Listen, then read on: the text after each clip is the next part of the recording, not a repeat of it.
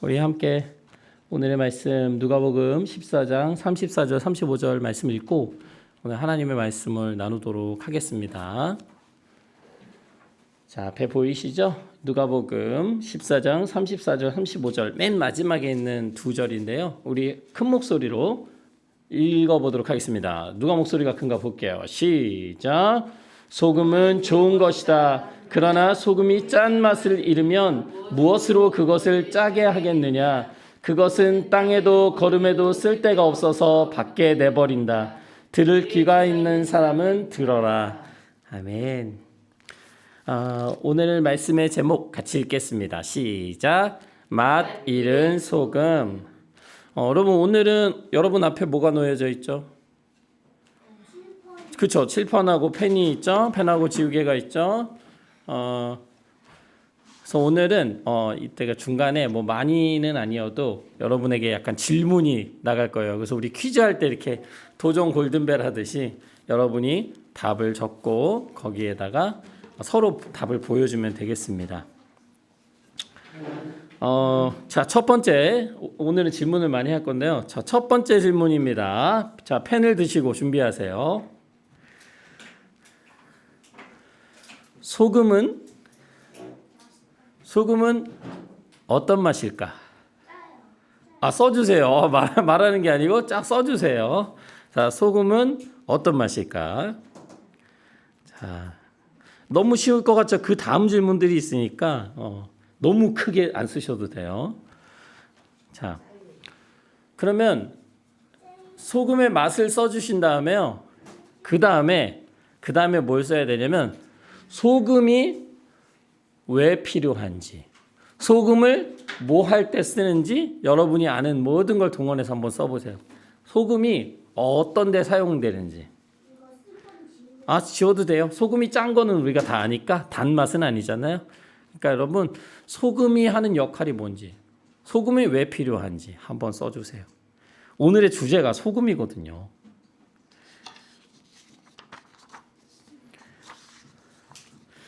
많이 배웠죠? 소금이 어떤 역할을 하는지. 굉장히 다양한 역할을 하죠. 아니면 소금을 언제 쓰는지 여러분이 아는 것을 다 동원해서 한번 쓰시면 되겠습니다. 좋아요. 잘하고 계세요. 자, 많은 시간이 필요한 건 아니죠? 무슨 어려운 문제가 아니니까요. 좋습니다. 자, 10초 더 드릴게요. 됐습니다. 자, 한번 들어보시죠.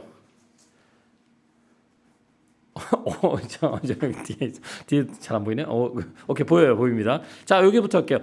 음식을 보여주세요. 음식을 맛있게 한다. 길바닥이 미끄럽지 않게. 겨울에 그 눈길 미끄럽지 않게.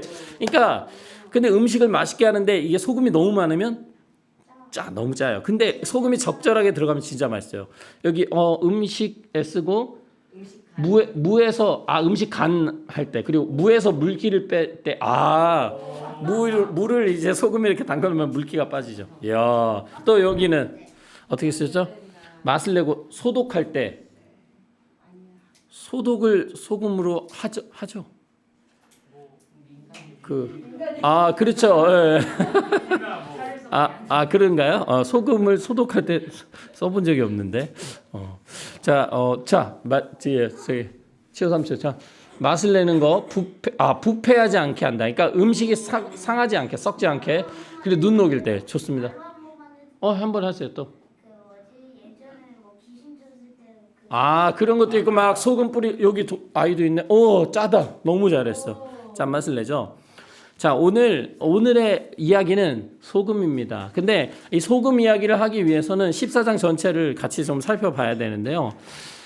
여러분, 예수님께서 그 안식일 주일에 바리새파 사람들이 원하지 않는 일을 누가복음에서 벌써 2번이나 하셨거든요. 그게 무슨 일일까? 어떤 일을 하셨죠, 예수님? 그렇죠. 누구를 고치셨죠? 어떤 사람을 고치셨죠? 어떤 병이 들었죠? 이게 뭐 스무고개인가요? 오른손 아, 맞아요. 손 마른 사람을 한번 고쳤었고요. 또 귀신 들리는 사람. 귀신 들린 사람 대신 이제 병으로 얘기하면 몸이 구부러져 가지고 몸을 피지 못했던 사람을 고쳤죠. 이 두 번의 사건이 있었는데 오늘은 수종병에 걸린 사람을 고치십니다. 이 수종병이라는 건 뭐냐면 물수자인데요. 이 혈액에 그 액체 성분이 어떤 물이 차는 거예요, 몸에. 그러니까 몸이 붓겠죠. 그러니까 몸은 계속 갈증을 느껴요. 그래서 계속 물을 마시는데 수분을 섭취하는데 더 계속 갈증을 더 느끼게 됩니다. 이게 수종병인데요. 이 수종병을 앓은 사람이 오늘은 이 안식일이었는데 예배당은 아니었고요. 이 바리새파 사람 중에 지도자가 예수님을 음식에 초대했어요, 식사에. 근데 그 자리에 수종병 든 사람이 있었던 거예요. 이때 예수님께서 이 율법 교사들, 바리새파 사람들, 성경을 잘 아는 사람들에게 이렇게 물으십니다. 예전에도 이렇게 물어보셨어요. 너희들이 생각할 때는 안식일에 병을 고치는 것이 옳은 일일까, 안 좋은 일일까? 이렇게 물어보세요. 안식일에 병을 고치는 것이 옳으냐, 옳지 않냐? 여러분, 아무도 예수님의 그 물음 앞에 대답을 할 수 없었어요. 솔직히 이 바리새파의 지도자 집에 수종병 환자가 초대받을 수 있을까요? 없죠.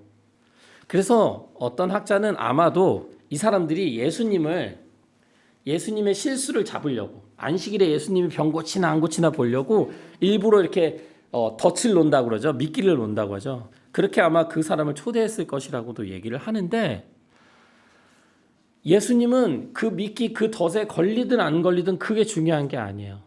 예수님에게 중요했던 건 뭐예요? 이 아픈 사람을 고쳐주는 거예요. 그러면서 이렇게 이야기합니다. 너희 가운데 누가 너희 아들이나 너희가 가진 소가 우물에 빠졌어, 안식일에. 그러면 당장 건져주지 않겠냐? 아무도 예수님의 이 말씀에 대답할 수 없었습니다. 예수님께서는 이 바리새인들 율법학자들이면 교회 지도자잖아요. 어떻게 보면은 이렇게 목사님 같은 사람이에요. 그러면 교회 지도자라면 더더욱 생명을 살리는 것에 마음을 두고 관심을 둬야 한다는 거예요. 예배드리고 기도하고 그들이 늘 하는 어떤 의식을 행하는 것, 그것만이 그들의 역할이 아니라 그들에게 가장 중요한 것은 뭐냐면 그 안식일에 죽은 사람들, 죽어가는 사람들, 아파하는 사람들을 치유하고 구해내는 것, 그것에 그들이 관심을 가져야 된다고 오늘 얘기하고 계신 겁니다. 여러분, 하나님의 능력은요, 하나님의 기적, 하나님의 역사는요, 누군가를 향한 불쌍히 여기는 마음, 사랑하는 마음, 안타깝게 여기는 그 마음 안에서 나타나요. 그냥 단순히 우리가 겉으로만 아주 이렇게 올바른 모습으로 하면서 멋있게 예배드리는 그 속이 아니라 우리가 주일 안에 또 교회 안에 또 교회 밖에 어떤 사람을 향하여서 죽어가는 사람들, 아파하는 사람들을 향해서 긍휼의 마음을 가지는 그 자리에서 하나님의 능력이 나타나는 것입니다. 여러분, 교회는 어떤 곳이에요?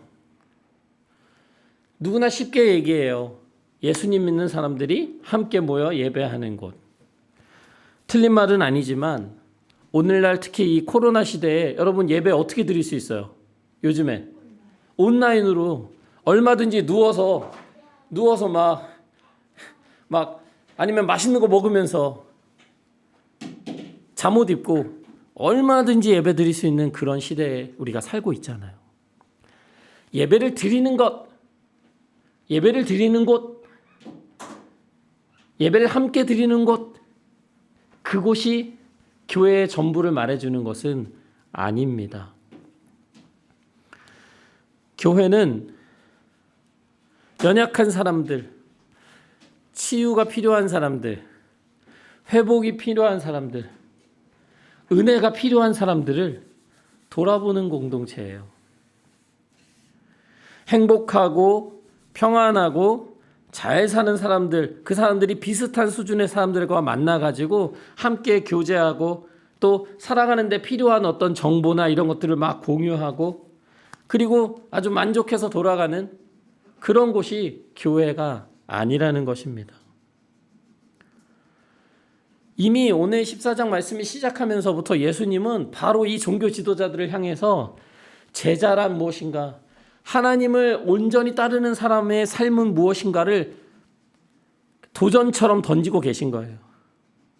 곤경에 빠진 이들을, 아픈 이들을 돌아볼 수 있냐? 너희가 돌아보며 살 것이냐? 라고 도전을 했을 때 아무도 그 부르심에 대답할 수 없었던 것입니다. 그러면서 예수님께서는 어떤 말씀을 하시냐면 잔치에 초대를 받았잖아요. 오늘 예수님이. 근데 여러분 생일 파티에 초대 받아본 적 있나요? 여러분 생일 파티 초대 받으면 어느 자리가 제일 좋은 자리일까? 상석이 있어요. 요즘 상석이 위에 자리. 뭐 생일 친구네 가면 제일 높은 자리가 있어요. 이렇게 막 친구네 파티 초대했을 때 어느 자리에 제일 앉고 싶어요? 누구 자리? 선물이 많은 자리. 우리 게 아닌데.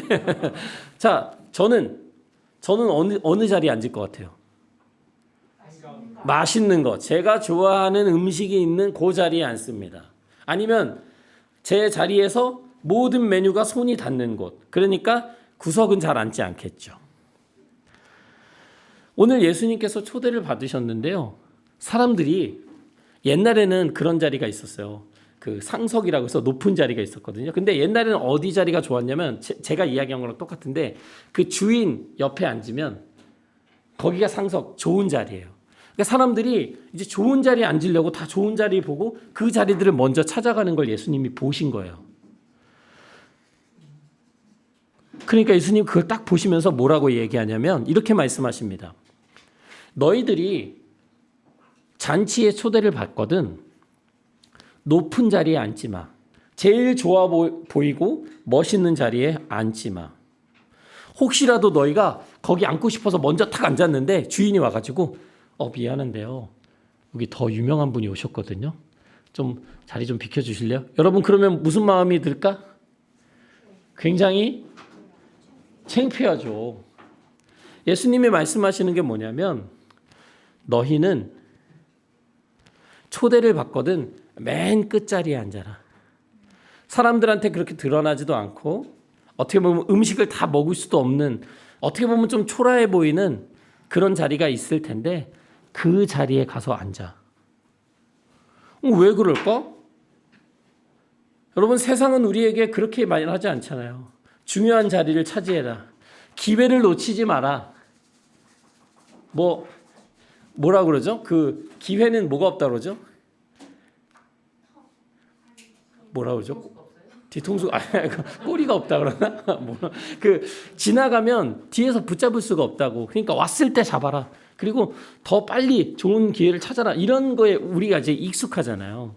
근데 오늘 예수님께서는 끝자리로 가라. 그러면 그 초대한 사람이 너한테 와서 저기 더 좋은 자리로 앉으세요라고 할 거라는 거예요.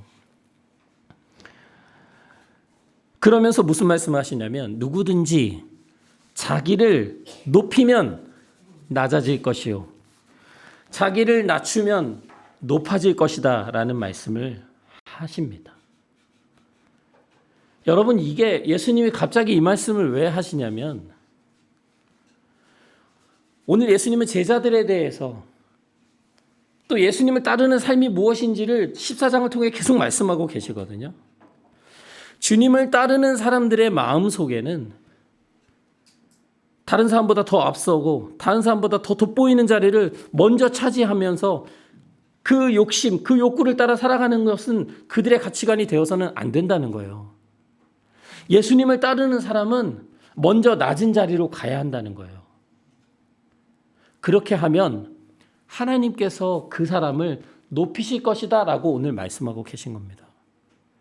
제자들의 삶은 예수님을 따르는 사람들의 삶은 인기 있는 삶이 아니라는 거예요. 먼저 드러나는 삶이 아니라는 거예요. 사람들이 세워주는 그 자리가 아니라는 거예요.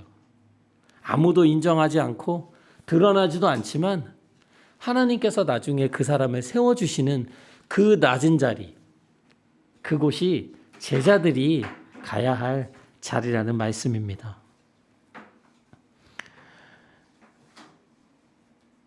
그러면서 예수님께서는 계속 말씀하세요. 그 예수님을 초대한 그 바리새인 지도자에게 뭐라고 하시냐면, 네가 누군가에게 음식을 베풀고 싶거든 너랑 친한 사람들, 너 형제, 친척, 뭐 친구, 아니면 돈이 많은 이웃들, 그 사람들 초대하지 마라. 여러분 만약에 여러분이 파티를 열면 누구 초대하고 싶어요? 친한 친구 초대하고 싶죠. 또 누구 초대하고 싶어요? 만약에 내가 초대하면 다 온다. 그럼 누구든 온다. 유명한 사람도 온다. 그럼 누구 초대하고 싶어요? 유명한 사람 누구요? 누구 초대하고 싶어요? 정우성이요? 정우성이 갑자기 나와. 정우성은 정우성 아이들이 알까요? 정우성을 정우성 씨를 저도 꼭 한번 만나보고 싶긴 해요. 너무 누구요? 대통령. 대통령 좋아요. 자, 여러분 이렇게 누구라도 내가 초대했을 때 그런 유명한 사람이 오면 좋잖아요. 아니면 내 친한 친구들이 오면 좋잖아요. 근데 예수님께서는 오늘 아니다. 너와 가까운 사람들 또는 돈이 많은 이웃들 초대하지 마라. 왜냐? 왜 초대해서는 안 되냐면 그들은 너한테 다시 받은 대로 다 갚아줄 사람들이야. 너가 초대했으니까 그 사람들은 반드시 다음에 너를 또 초대하고. 그러니까 예수님이 왜 이걸 이렇게 말씀하시냐면 이것은 하나님을 모르는 사람들도 누구나 그렇게 살아간다는 거예요. 친한 사람 좋아하고 그리고 부유하고 잘난 사람들을 좋아한다는 거죠. 또 그들에게 대접했을 때 그들이 또 나를 대우해주고 얼마나 행복해요. 인정받을 수 있고 행복하잖아요. 만족스럽잖아요. 그런데 예수님 뭐라고 하시냐면 너가 그들을 초대해서 그들이 다시 너를 초대한다면 네가 한 그 공로가 사라질 것이다. 네가 그를 초대한 것이 큰 의미가 없을 것이다. 이렇게 말씀하십니다. 그러면서 잔치를 베풀 때에는 가난한 사람들, 또 몸이 아픈 사람들, 다리를 저는 사람들, 눈이 멀어서 앞을 볼 수 없는 사람들, 그런 사람들을 부르래요. 여러분 그런 사람들을 초대하면 파티가 즐거울까? 불편하잖아요. 그런데 예수님이 그 불편한 초대를 하라고 하시는 거예요. 왜요? 그럴 때 너희가 복될 것이다. 왜 복되죠? 그들이 우리한테 갚아줄 수 있어 없어? 없잖아요. 그럴 능력이 없잖아요. 이럴 때에 마지막 때에 하나님께서 너희에게 그것들을 갚아주실 거라 라고 약속하고 계신 거예요. 아까 부유한 사람들 친구들을 초대하면 친구들이 또 나를 초대하겠죠. 그게 끝이지만 오늘 아무것도 갚을 수 없는 연약한 사람들, 몸이 아픈 사람들을 초대했을 때에 그들을 대접했을 때에 누가 기억하신다? 하나님께서 기억하시고 계시다가 나중에 반드시 갚아주신다는 거예요. 그렇기 때문에 우리 삶이 복되다는 거예요. 아까 너무 잘 얘기해 줬어요. 불편해요. 실제로 불편해요. 여러분 그런 경험 했을 거예요. 아마 교회도 아직 우리 이야기 침대 교회는 그런 경우가 많지 않지만 교회 공동체 내에 아니면 뭐 주일학교에 뭐 학생회, 청년부에, 장년부에 뭔가 특별한 어려움을 겪고 있는 사람이 있잖아요. 그러면 되게 불편해요. 그냥 행복한 사람들하고만 있고 싶고 그런 마음들이 우리 안에 있어요. 근데 하나님께서 그 사람을 우리 공동체에 보내주셨다면 우리가 그를 함께 돌봐야 된다는 얘기입니다. 예수님께서는 제자들이 겸손한 길을 가길 원하세요. 낮은 자의 길을 가길 원하세요. 어려운 사람들과 함께하는 그 길을 가기를 원하십니다.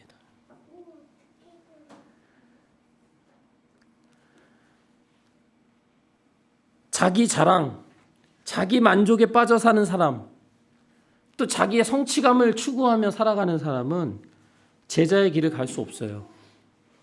또 자기 자신의 감옥에 갇혀가지고 그 속에서만 빠져 사는 사람도요, 제자의 삶에 맞지 않습니다. 제자로 부르시는 길은 무엇이냐면 예수님이 오늘 이 14장 처음에 보여주신 것처럼 안식일에 수종병 든 사람을 고치는 삶이에요. 초대받았을 때 낮은 자리 끝자리로 가는 삶입니다. 그리고 누군가를 초대할 때 나한테 갚을 수 없는 사람들을 돌아보고 그들을 초대하는 그 삶으로 오늘 주님께서 우리를 부르시는데, 우리 마음의 관심이 나 자신에게만 있다면, 나 자신이 인정받고 내 자신의 욕구가 채워지는 것에만 우리의 모든 마음이 쓰인다면 주님을 따라갈 수가 없는 거예요.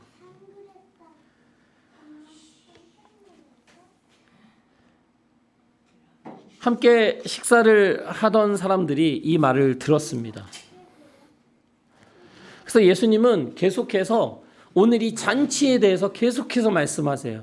이 잔치의 이야기들을 통해서 하나님을 믿는 삶, 주님을 따라가는 삶이 무엇인지를 말씀하고 계신데, 이렇게 말씀하세요. 어떤 사람이 큰 잔치를 베풀었다. 많은 사람을 초대했어.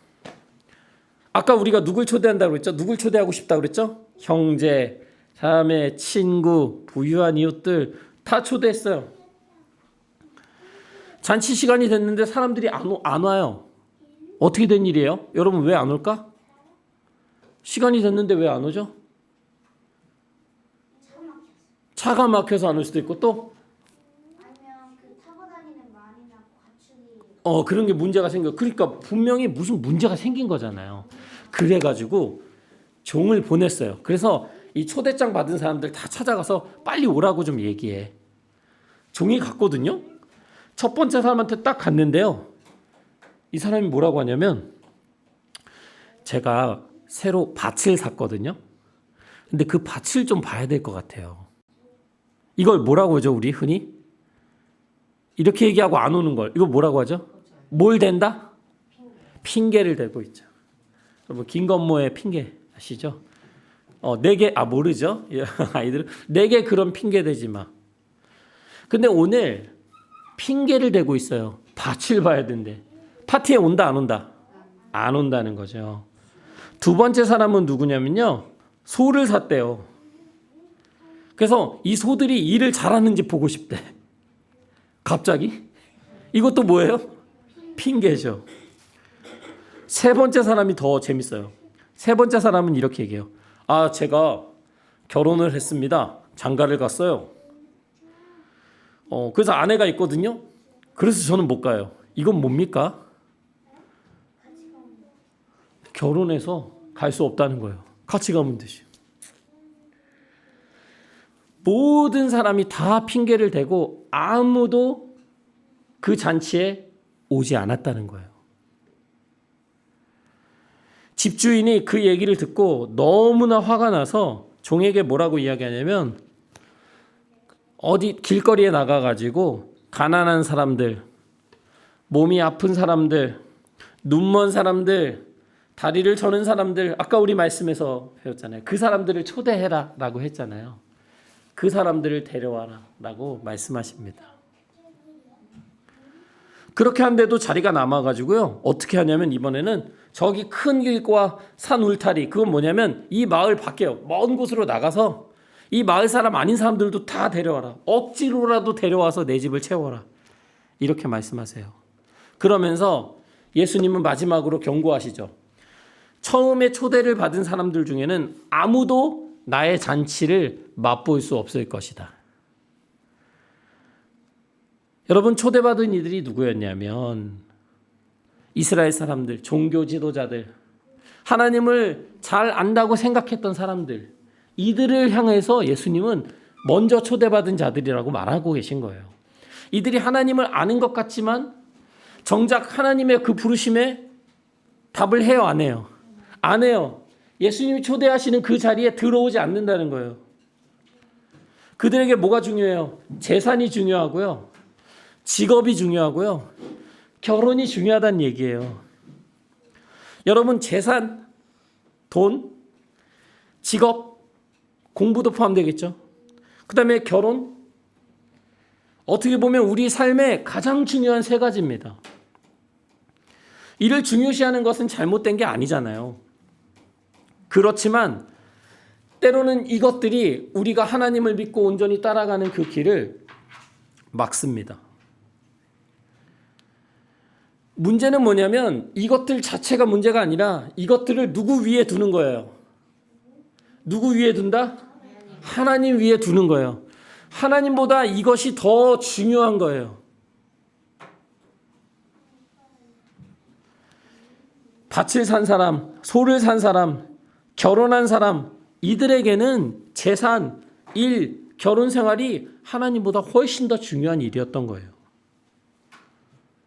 우리도 예수님을 믿고 예수님의 제자로 살아가면서 우리가 자주 되는 핑계예요, 이게.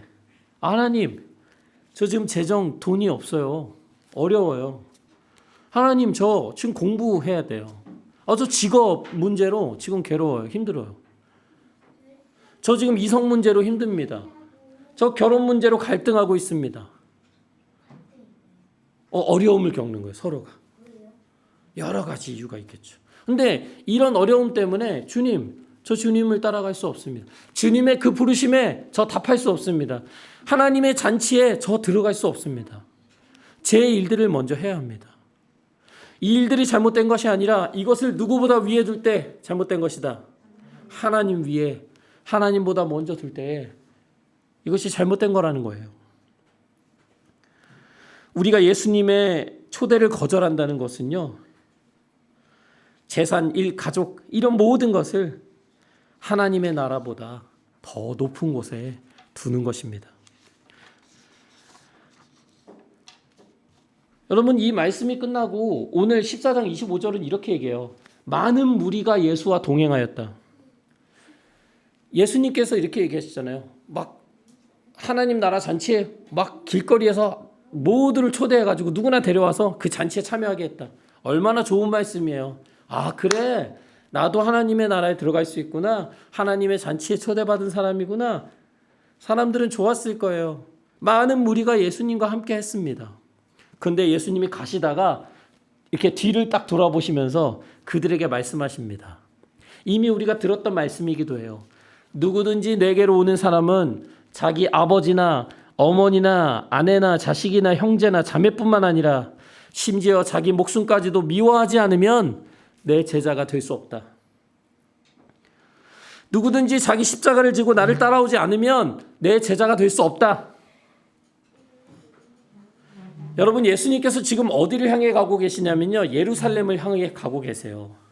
여러분, 예루살렘에 가서 어떤 일이 기다리고 있죠? 예수님이 십자가에 달려 죽으시죠. 그리고 부활하시죠. 우리가 사순절 이야기하는 그 사건이 지금 예루살렘에서 벌어지는데 그곳을 향해 예수님 지금 가고 계신 거거든요. 근데 이때에 예수님께서는 제자들에게 알려주고 계신 거예요. 제자 되는 것이 무엇인지, 제자로 살아가는 것이 어떤 것인지를 오늘 말씀하고 계신 겁니다.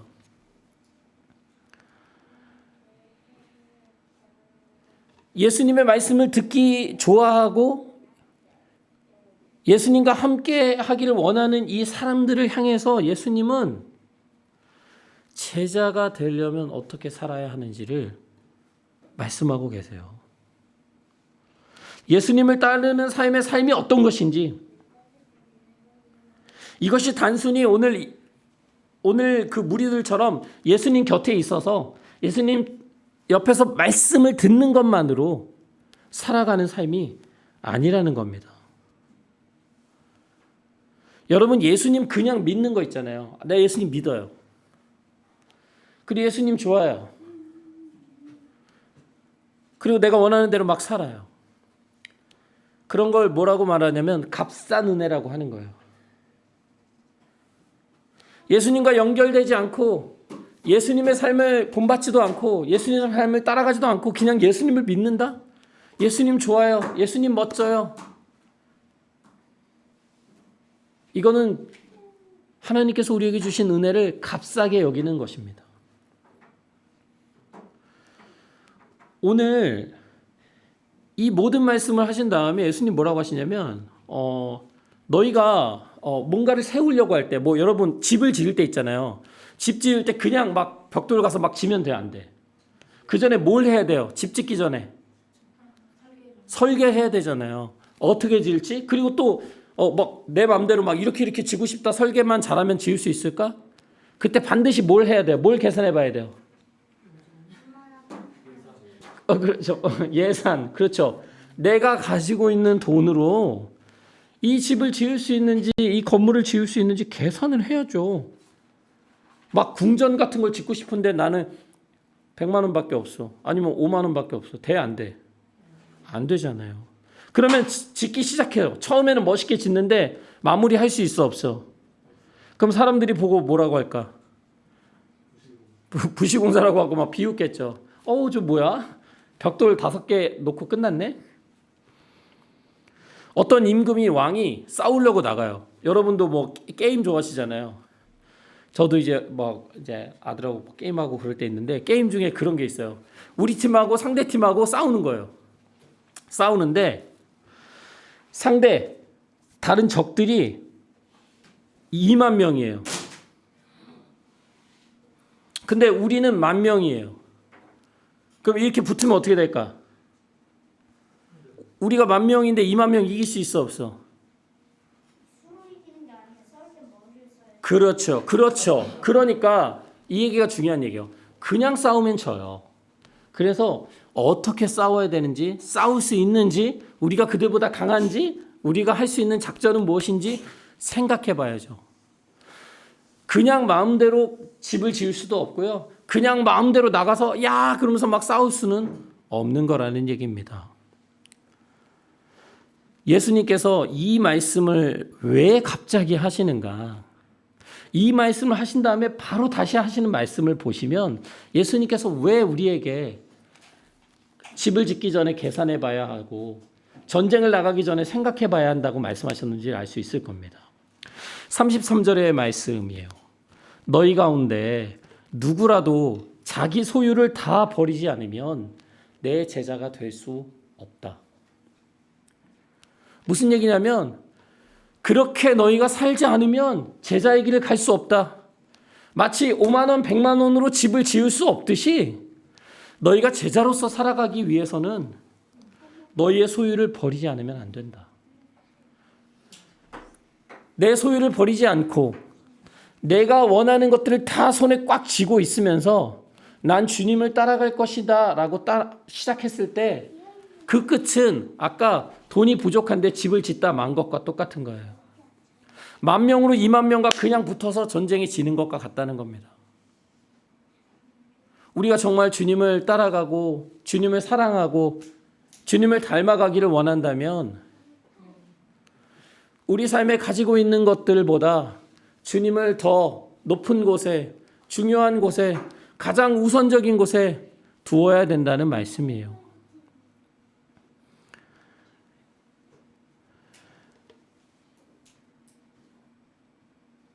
자기의 모든 소유를 내어놓는다고 해서 지금 가지고 있는 걸 팔라는 말씀이 아니고 아까 말씀드린 것처럼 하나님께서 우리에게 제자로 살아가라고 말씀하실 때 그런 것들이 걸림돌이 되어서는 안 된다는 거예요. 그런 것들이 막혀서 그때마다 주저주저 하게 되면 안 된다는 거예요. 우리가 가지고 있는 것, 우리에게 주신 재능, 우리에게 주신 시간, 이 모든 것들이 하나님의 인도하심 속에서 사용될 수 있도록 내어드려야 한다는 거예요. 그때만이 우리가 제자로서 살아갈 수 있다는 겁니다. 심지어는 가정에 대한 헌신, 사랑조차 제자로 부르심에 앞서지 않는다는 거예요.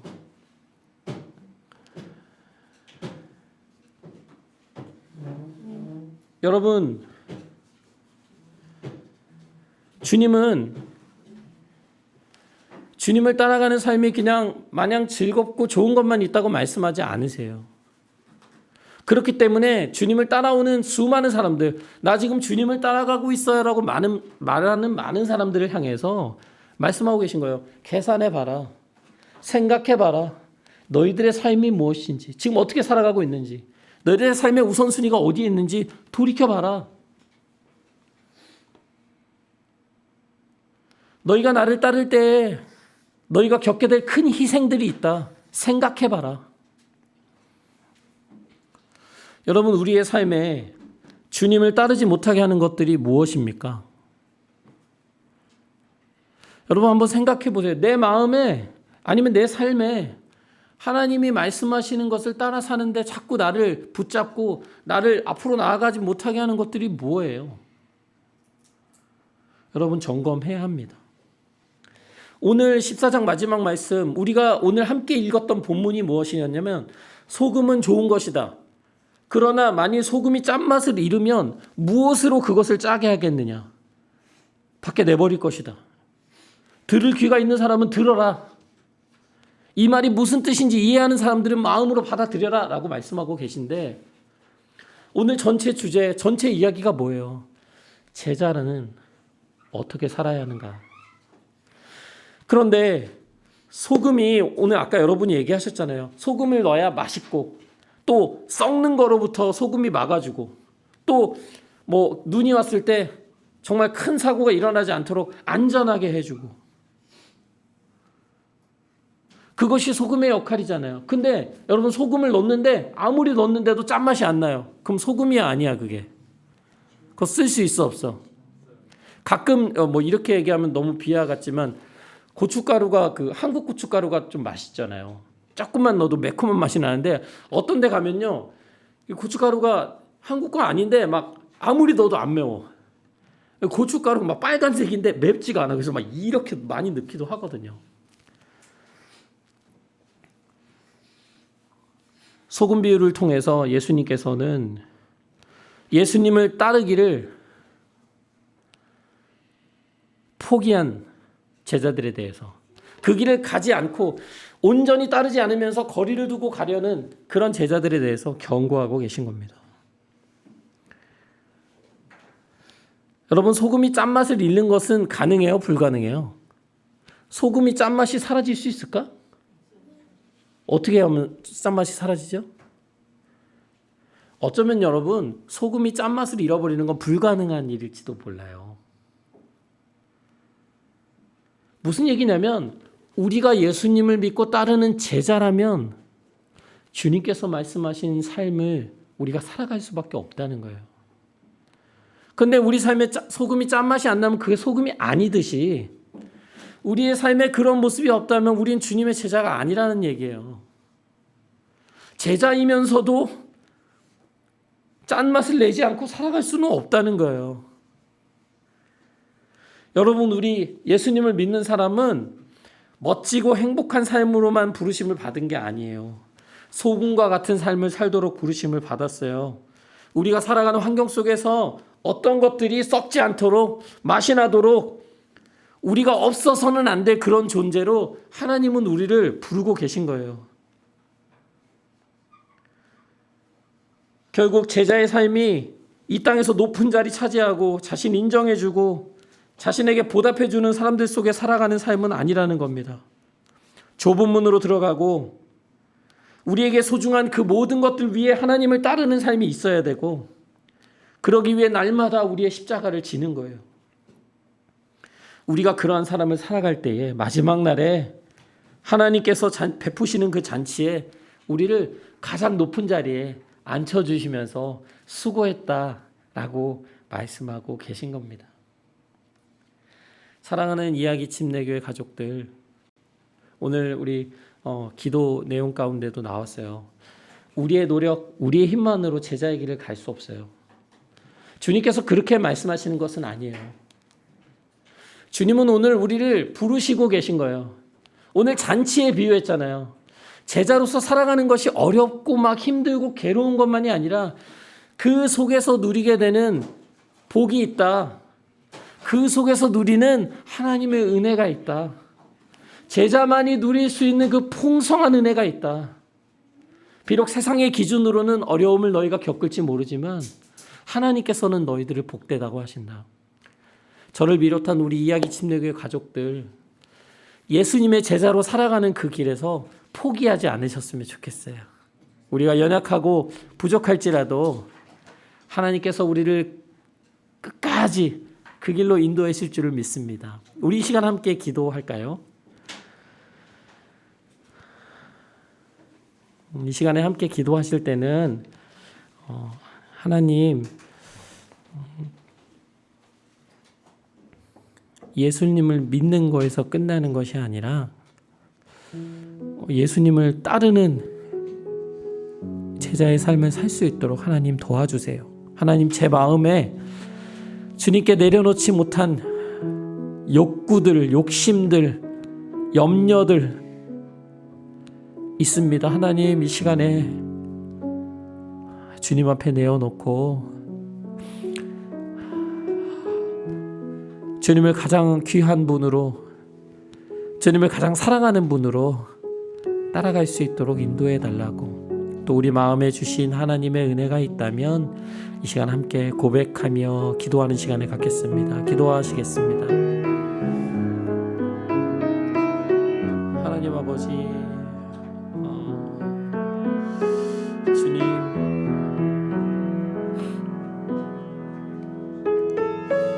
주님, 외롭고 답답하고 갈등될 때가 많습니다. 인정받지 못해서, 특별한 뭔가를 보여주지 못해서 마음 안에 위축될 때가 많습니다. 하나님, 돈이 충분하지 않아서 마음이 걱정될 때가 많습니다. 주님, 우리의 삶을 주님께 맡길 수 있도록 하나님 우리를 인도해 주세요. 예수님, 붙잡고 있는 것들,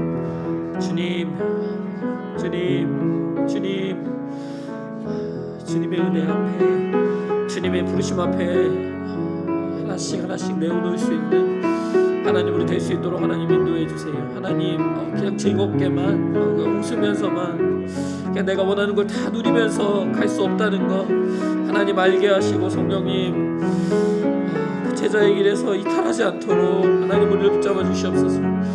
하나님, 이야기 침례교회가 주님의 부르심에 응답하는 교회 되기를 원합니다. 우리 안에 있는 욕심으로, 욕망으로 인해서 주님의 말씀에 귀를 닫지 않도록 하나님 인도하여 주시옵소서. 하나님, 어린아이들부터 하나님 모두에 이르기까지 주님, 우리의 삶의 주권을 주님께 드릴 수 있도록 인도하여 주시옵소서. 하나님의 인도하심 가운데 우리의 삶을 내어드리는 우리 될 수 있도록 하나님 인도하여 주시옵소서. 주님, 주의 제자로 불러 주시어서 감사합니다. 하나님, 그 길을 갈 수 있도록 인도하여 주시옵소서. 성령님, 도와주시옵소서. 주의 은혜로 붙들어 주시옵소서. 우리 삶의 중요한 것이 무엇인지를 아는 지혜가 있기를 원합니다. 하나님, 주의 말씀을 우리 삶에 모시고 살아가는 우리들 될 수 있도록 인도하여 주시옵소서. 주님, 어느 곳에 있든지, 누구를 만나든지, 무엇을 하든지 하나님, 소금과 같이 짠맛을 내는 우리들 되기를 원합니다. 주님, 주님이 기뻐하시고 마지막 날에 하나님 앞에 칭찬받는 우리의 삶 될 수 있도록 하나님 인도하여 주시옵소서. 우리 안에 욕망들, 욕구들, 주님께서 싫어하시는 것들이 우리의 마음을 좌지우지하지 않도록 하나님 우리의 마음을 지켜주시고 우리의 생각을 지켜주시옵소서. 우리의 삶을 주님 앞에 올려드립니다. 주님, 오 주님,